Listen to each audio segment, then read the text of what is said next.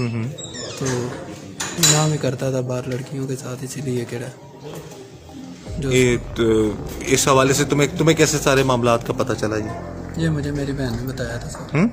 मेरी बहन ने बताया साहब। कब बताया था ये?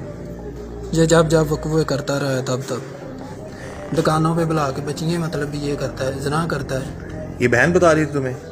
तो उसने रंगे हाथों पकड़ा है ना नंगों को। अच्छा, उसे पकड़ा तो फिर उसे अलहदगी इख्तियार कर लेती, इतना ही बुरा था। हर हाल का अलहदगी इख्तियार करना ही होता है, तलाक ले लो, घर बैठ जाओ। तो अब कहाँ जाएगी बहन? अब कहाँ जाएगी बहन?